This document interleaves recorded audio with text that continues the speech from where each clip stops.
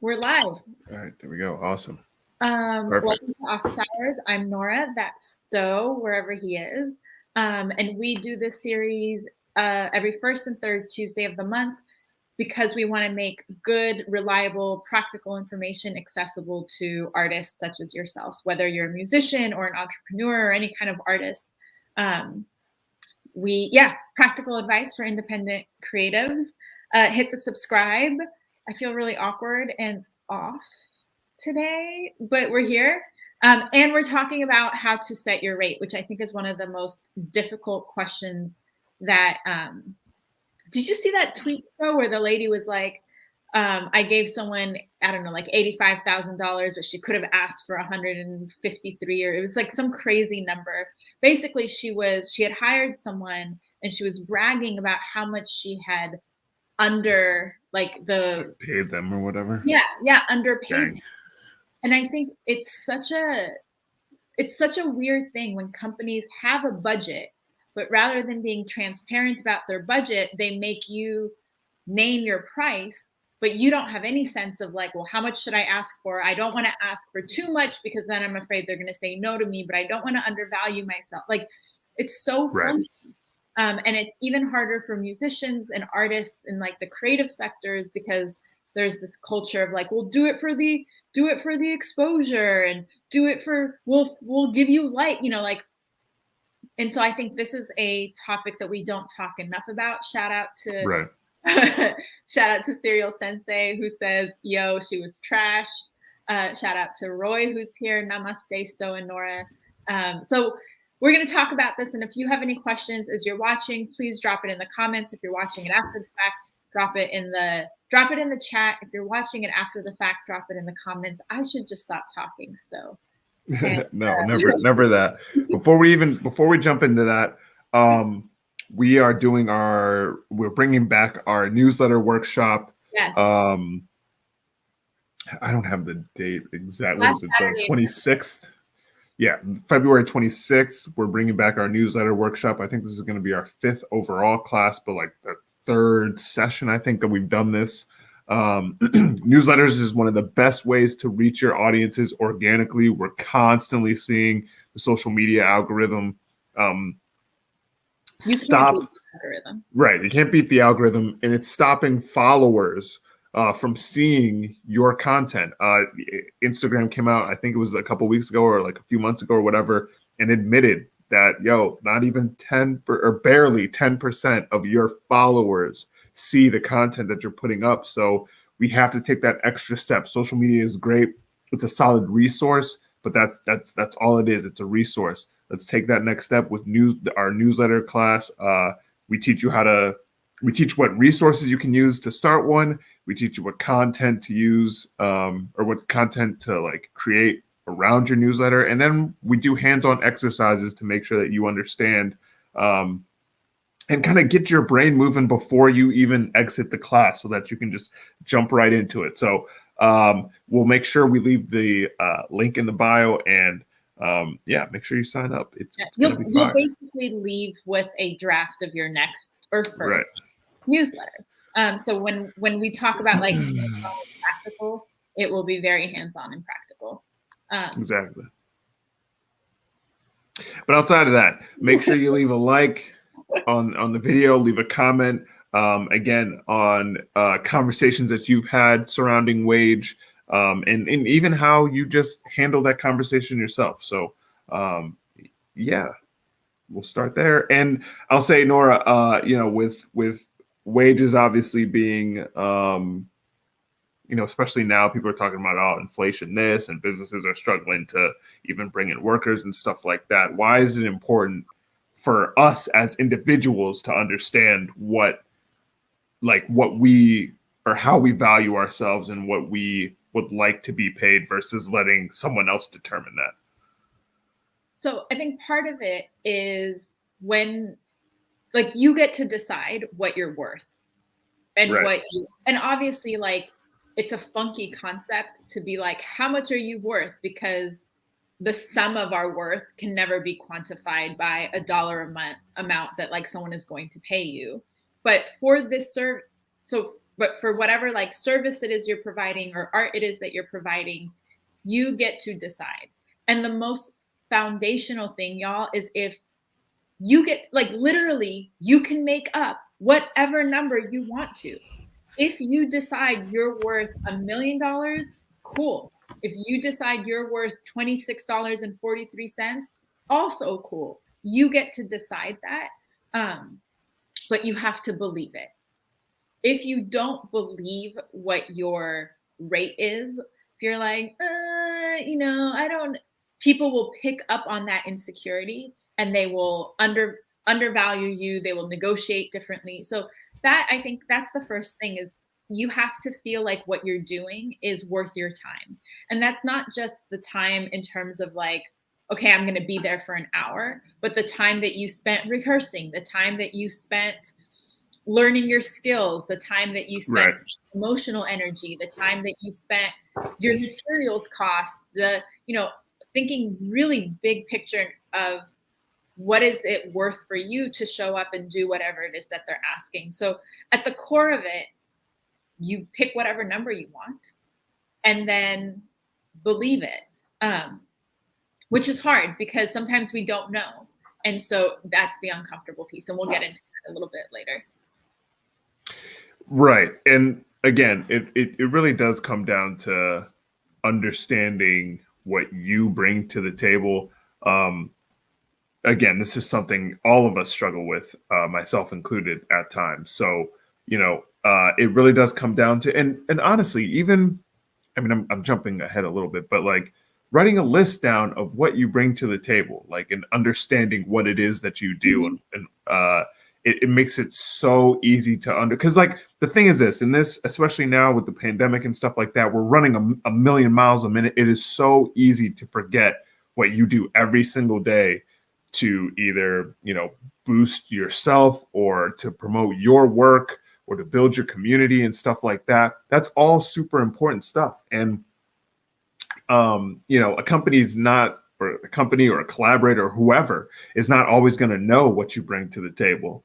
So if you understand that going in, like, I don't even like talking about like leverage in conversations, but especially when it's a company that 9 times out of 10 is trying to take advantage of you and they've seen what you bring to the table and they want to take as much as they can to profit off of that. It helps to know what you bring to the table and what your value is, because when you enter that conversation, now it's no longer, well, here's what we can do for you. It's no. Here's what I'm doing for you, and you're going to pay me accordingly. Right. Whether it's money or otherwise. This is a good episode. If you're watching this, you should also go back and watch our negotiation episode. In our contracts episode. Yeah, watch the negotiation one and watch the contracts episode, because a lot of what we're going to talk about today is going to be buttressed by what we talk about in that episode. So those two really go together. I think so. A couple of things to keep in mind as you're naming your rate. So part of it is you decide what your baseline is, right? How much is it worth for you to show up for a gig? How much is it worth for you to consult for someone? Whatever. Yeah. What that does is it takes the stress out of treating every potential negotiation as a brand new negotiation, right? So if you decide this is my going rate, right? If you want to work with me, I have a going rate. If you want to work with Sto has a going rate. If you want to hire Lady Gaga to perform, she has a going rate, so that it's not always a negotiation of how much should I charge you. You just decide what your baseline is. So that's something helpful for you to think about, so that you don't always have to worry about being undervalued, because you've already decided what your baseline is. And then you can go bigger, or you can go smaller based on who it is who it is that's hiring you. So that's kind of part one, is to just decide for yourself. That number you might not know from the beginning. So when you're starting out, you might experiment a little bit. Play with different numbers until you find the number that feels good to you, that you find that you're getting traction with. There's actually like an economic number for this, where you find like the sweet spot of price. And so some of you have heard me tell the story. Like when I first started consulting, I was charging so low, but I was like, oh, people will pay me Same. for this. Like Right. at the time I didn't believe that people would pay me for this kind of work. I didn't see the value that I was providing to people. So they were like, yeah, no problem. And then I was like, oh, Right. so can you pay me more? And then people were like, no, here's the Venmo, no problem. And I was like, oh, so more, and it took me a Right. while to get to this place. And that's okay. And then there's been things that I've like overshot for. And I was like, all right, too much. Let's bring it back. So that's the other thing is as we're talking, especially if you're early in like freelance or gig work, allow yourself to kind of play around. Don't be afraid to ask for the big scary numbers because that'll help kind of set your top limit. Exactly. The third thing I'll say is do your research. It doesn't hurt Definitely. to know like what a fair or going rate is in different industries, what other people have gotten. Those of you who are writers, there's like standard writer rates for like words per minute or words per page or whatever that kind of stuff is. No. You're on point. So do some research. Ask your colleagues, hey, how much did you pay? Oh, I saw that you worked with them. Can I ask you how much they got you? The more we are transparent about how much we're getting paid, how much we're charging people, the more we can all start to set a high rate so that we're not undermining each other. And we can get those big companies who brag about undervaluing their employees to pay us what we're worth. So kind of baseline before as we start this conversation, those are kind of the three things that I want to ground the conversation in as we talk about this thing. And for those of you who are here, hi, hello, and welcome. If you're still watching, hit the say something. There's 6 of y'all. There's at least 6 people out there. So say something. Say something. Because I know y'all be having these wage conversations. I know some of y'all be looking to make a profit and stuff like that. So we want to get a conversation going always about stuff like this. And it really is important because what I've learned, only because I'm on LinkedIn for my 2022 resolution or whatever, is that a lot of us don't talk about this stuff. And that's what causes people to, or not people, but I'm sorry, companies to undervalue us. But then also, Voltage, I see you. We appreciate that. That allows companies to kind of underpay us. But then we kind of like, and again, I relate to this big time where Nora just brought up the whole writing side of it. Like I've been a freelance writer for technically a freelance writer for over a decade at this point. High school doesn't count, of course. But there's constantly this needle, it seems, that moves between prices and stuff like that. Go and do your research. Listen to Nora's words. Do your research, because you will see that like you haven't just been undervaluing yourself.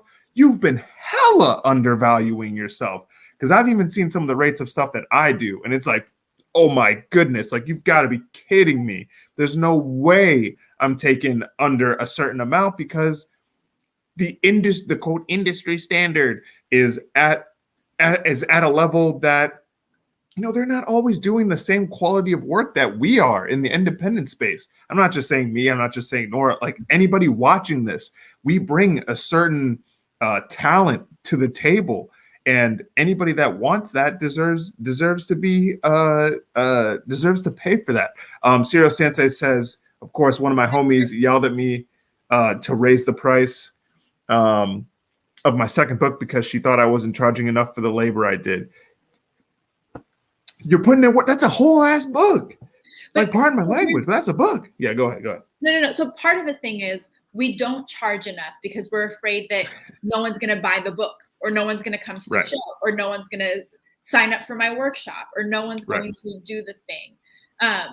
And that's okay. Like there's oftentimes a moment of transition where when you raise, you might lose some people who can't like raise with you.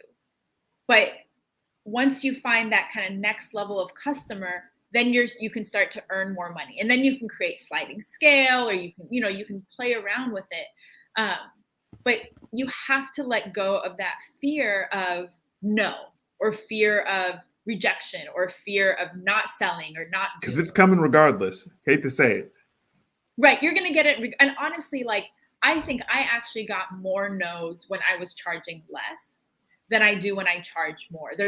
And we can get into the whole psychology of like people value under capitalism, people value things that cost more or whatever.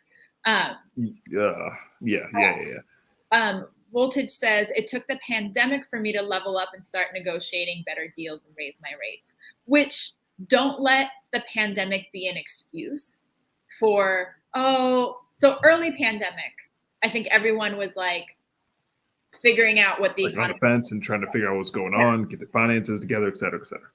Now, like if you were offering discounts, you can check in about raising your prices back to standard rate. You can negotiate again. So don't let things, like there will always be interruptions in the world around us. You still get to decide what you're willing to do and for how much. Yep.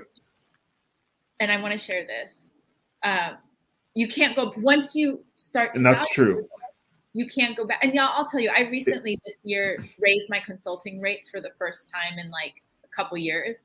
And my clients who are now paying me more were like, good job, Nora. I'm glad you're doing that. And so when you are able to set your rate with value and then know that you're backing it up, people will respect that.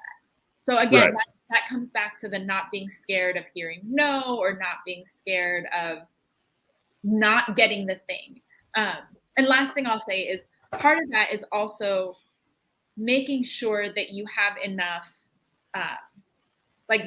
not putting all your eggs in one basket, so that you can ask for the bigger thing, so that if they do say no, you still have other sources of income coming, or you have other clients. And it just takes a while to build that kind of business, but you want to think about that as you're planning for the business. So part of setting your rate is thinking big picture about what that looks like for you in your business strategy, rather than treating as I was saying earlier, treating every interaction or transaction.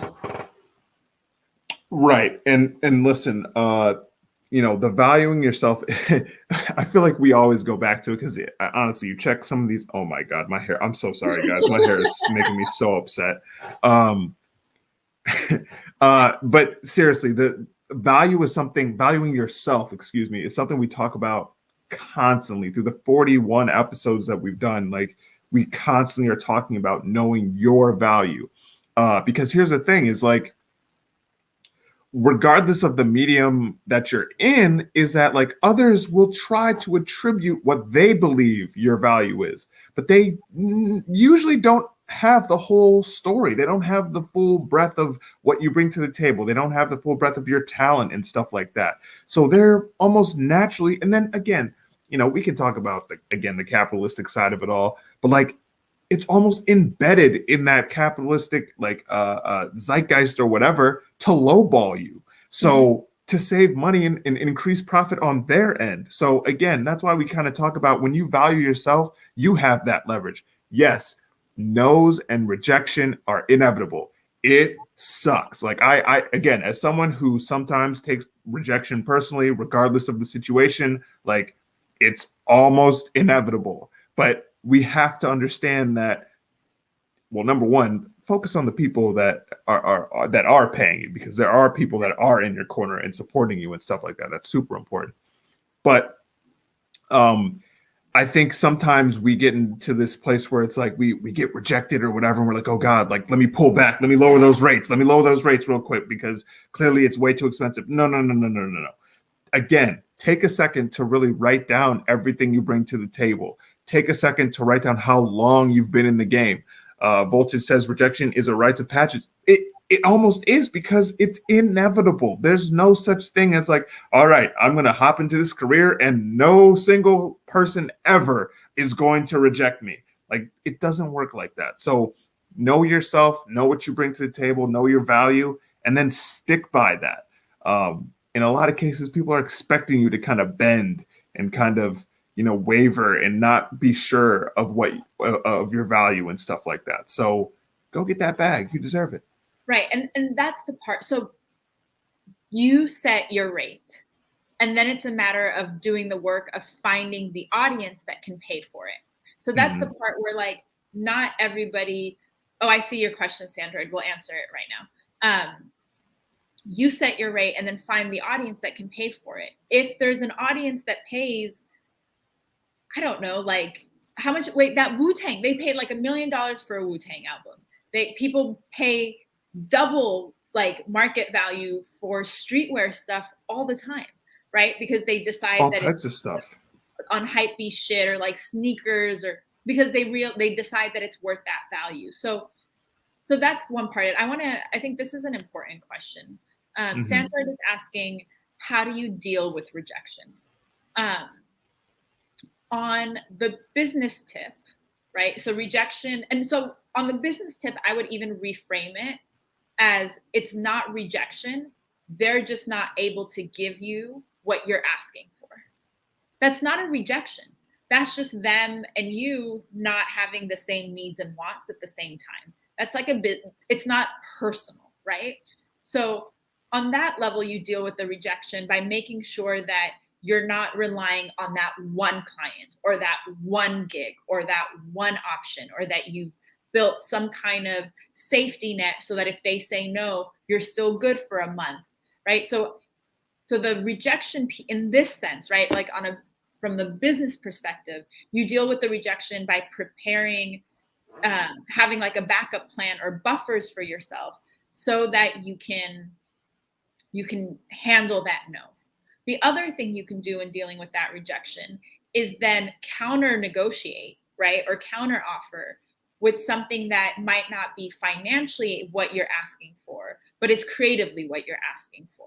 So rather than saying, okay, you won't give me $10, give me $5, but also give me, and we've talked about this before, creative ways that they can compensate you so that their no doesn't have to be to all of you. Their no could be to a part of you, right? They're saying no to the price, but they're not saying no to you. So you can say, okay, I'll take less money, but give me an introduction, or give me access to this, or give me X, Y, and Z. So, and this is part of, again, going back to the business plan. If you know what's important for you, what is it that you need strategically in this time and place? Maybe it's money, maybe there's other things that are high value to you, and you can bring that into when you're asking for your rate.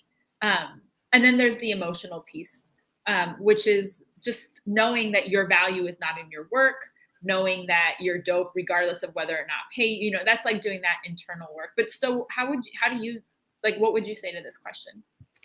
Well, listen, folks, Nora's a better person than I am and more mature when it comes to stuff like this. So I feel like at the smallest of extent, I can come from like a place of like, yo, listen, Serial Sensei said, I got my first rejection of 2022 a few hours ago. Listen, brother, I've already taken at least like 20 to the chest already as the year has started. So it's like, but in 30 days, he'll be banging on the door again. And exactly. And and that's what I wanted to kind of tap into, is that like a lot of times the rejection that we feel now or are dealing with now, like honestly, even 7 to 14 days from now is just, we won't even be thinking of what we just experienced. So I think sometimes it really is about like taking a breath and being like, okay, like, yes. But also owning that the feelings. I feel like sometimes there's always this like, okay, just move on. And like, it's okay to be like, okay, this sucks and I don't like this, and sitting with that. But then again, that's why I think the list is important. It's kind of like, it kind of harkens back to Nora's Shine page stuff, where when stuff goes wrong and there's, feelings of rejection and stuff like that, you can pull out that page or pull out that list to be like, okay, this is what I bring to the table, regardless of whatever just happened. Like, yes, they rejected me. That sucks. But I still bring this to the table, whether they want to admit it or not. So let me just keep moving. And again, it really is about getting in where you fit in. Serial Sensei also mentioned like the good quote of sometimes no or no doesn't always mean no. Sometimes it means not now. And I agree with that. But a lot of times it does mean no. So we have to kind of like work with work with that side of it. So just understand, like, okay, you're right. It's not working out right now. It may mean down the line, but for now, we have to keep it moving. We can't be waiting on, like Nora said, we can't have, okay, this one person or this one client or this one artist or opportunity or whatever. This was it. Like, that's why you have those multiple income streams. And honestly, go back, watch our other episodes, because we talk about those other income streams and different ways to negotiate and different ways to make a profit these days. Because listen, given how things are moving and how the creative landscape is, like, you're gonna hop into certain conversations where they aren't able to pay you and stuff like that. And we can either let that trip us up, or we can keep it moving and stuff like that. Because we're talking about money and asking for our worth, I'm going to use this opportunity to remind you that Sto and I do this because we believe in artists and want to just make good information accessible, but we do it on our own time without any, like, we don't get paid. No one's funding this. We don't have advertisers. So if any of the information we provide to you is valuable, that's my Cash App and Venmo, and just put office hours in the subject line, and it will get Sto and I some snacks during our next meeting. Or like, big dream, y'all, is to get me and Sto in the same city so that we can like real time work on office hours and shoot content and take some photos together and eat a meal and stuff. But if any of the stuff that we provide is useful to you, we really appreciate your tips and your donations. And if the money's not there right now, then share this video on your platforms and let people know that office hours exists and that it's valuable. Because y'all, like, if we don't promote ourselves and the folks who show up for us don't promote us, like, no one's magically going to find office hours and like put us on. So we're making fast. Shout out to India Prather, who's joined us. Voltage is asking, where are y'all located? I am on Chumash and Tongaland in Los Angeles. And I'm in Ohio, Cincinnati, but from Cleveland, of course. And yeah, in the cold. Oh my God. Yeah. So, long story short, how to set your rate? Decide. Like, make up a number. Make up a number that feels good to you. This is an area where there's no right or wrong answer. Right. Oh, shout out Voltage, who's in LA. Oh, I love when folks are in LA. Go White Boy Joe. Always. Let's go to the Super Bowl. Let's go. I don't even watch football, but I watched that game the other day. Let's go. Okay, I'm sorry. Let's go. That's okay. I just want to listen. Let me tell you how one day we have been working on this. Bring Sto to LA. Shout out to India, who is in school and multitasking. Also, y'all, Serial Sensei has a Twitch stream you should check out, and a book. Like, you all who hang out with us are also doing dope, amazing things. And I hope that you do get to connect and build with one another, because y'all are doing cool things. And if we don't support each other, like, who's going to show up for us? Right.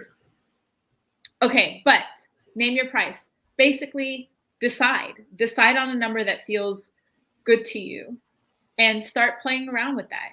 Practice. Like, one thing I can't stress enough, though, is practice saying, oh, I charge X amount of dollars. And practice letting it sit. If you don't know if you're asking too much or not, ask your friends. Like, send a message to the group chat. Y'all, I'm doing this thing. I'm thinking about charging this much. Does it feel too much or not enough? Like, let your friends hype you up. Let them get, when I just did my networking workshop, and my group chat was like, you're charging too low, charge more. Right. It really helped me get to the price that I landed on. So practice that. And the other thing I'll say is, you should, as much as possible, negotiate in person. But sometimes it's easier to send a rate sheet and just say, this is my price, period. Right. And then leave it and let them come back to you, right? Figuring out these little tricks until you get comfortable asking for what you really think is fair. And if you know that you tend to undervalue yourself, just add whatever your gut tells you, add a little bit more on there. The worst they can do is say no, and then you have information for the next time. Right. Yeah,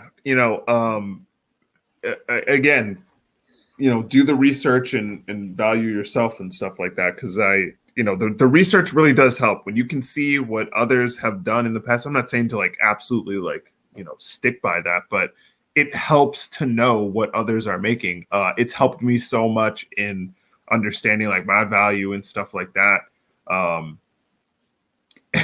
And how much how much value we give for free and stuff like that. So it's like, there, like, don't compromise on yourself.